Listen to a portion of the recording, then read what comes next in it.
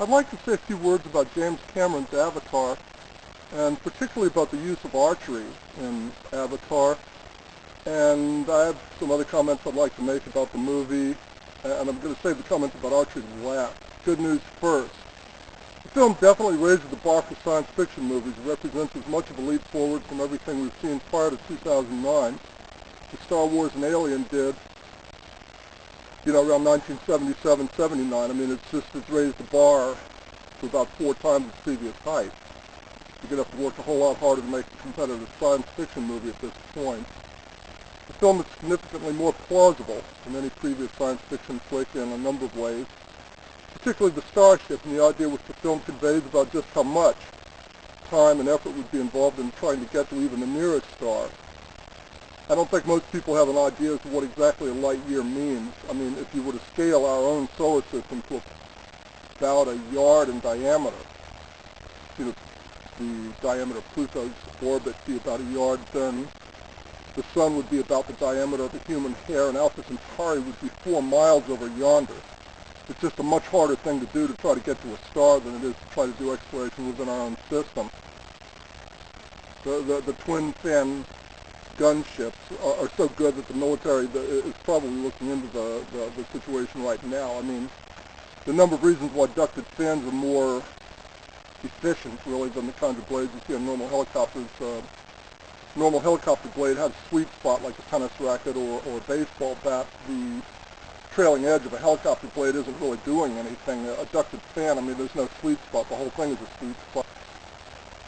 The film works so well as a love story and an adventure story that the leftist theological ideas it contains do not suffice to ruin it, and that's quite an accomplishment. In fact, I don't have the kinds of big problems with this film that I have with a lot of Hollywood guap or with something like the trailers I'm seeing for the latest Harry Potter film. This film just about has to be seen, and has to be seen with the new 3D technology. It's a good movie. In other words, there's no valid ideological reason for not watching it. That's pretty much the good news. The bad news is a sort of a list. The first item on the list it says that the cost of getting Alpha Centauri would so totally dwarf the value of anything you could possibly mine there that the whole thesis of the movie is basically nonsensical. In other words, there's no conceivable reason anybody would go to another star for any kind of a thing that you could mine or produce in the other star system. You'd go to another star system either for escape or for information or knowledge. Those are the only 2 possible reasons.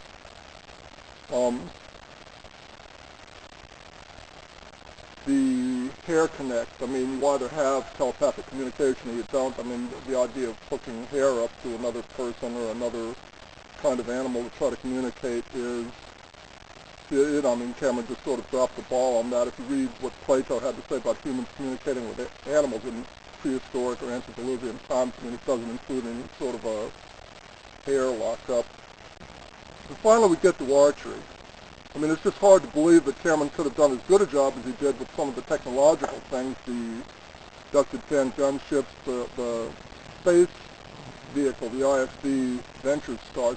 Some people have noted that the movie had ended 10 minutes on. In other words, right after the description of the space vehicle, the viewers would have gotten the money's worth for the ticket. It's hard to believe Cameron could have done as good a job as he did with the space vehicles and completely dropped the ball with archery the way that he did. Archery is something which has been understood and well understood for centuries.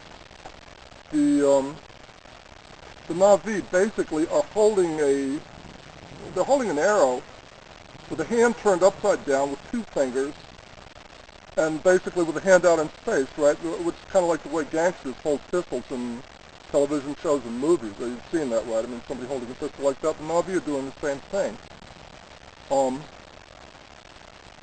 You go back to real longbow experts, somebody like Howard Hill, for instance, the man that was doing all the trick shooting for the old Errol Flynn movies. Back in the 1930s and 40s, Howard Hill was probably the greatest, if he wasn't the greatest archer of recent times, he's certainly the greatest longbow artist of recent times. He was good enough to shoot skeets with a longbow. Most people have a hard enough time hitting skeets with a shotgun.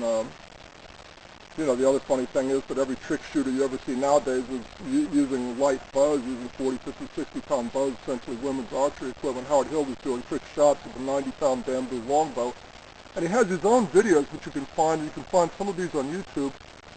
Some show trick shooting, others show African safaris. Okay, it's the funniest thing in the world. Howard Hill, he spoke English like a country boy, then he spoke fluent Swahili, right? He could communicate with anybody he wanted to communicate with in Africa. If you're going to be into big game hunting, then you spend a lot of time in Africa. That's where the big game is. And Howard Hill would shoot a longbow like this, right? In other words, he's got the hand anchored to his face. The hand isn't going to go off anywhere. Right, the hand is here. He's got 3 fingers on the bowstring, and you can put 3 fingers on a long bowstring since the angle is shallow.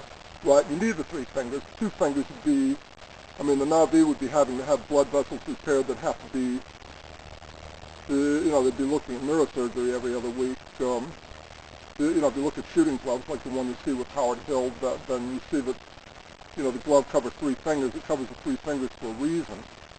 Okay, like I said, the Na'vi are holding the bow off like that. The target would be fairly safe if you're lucky if they didn't shoot themselves.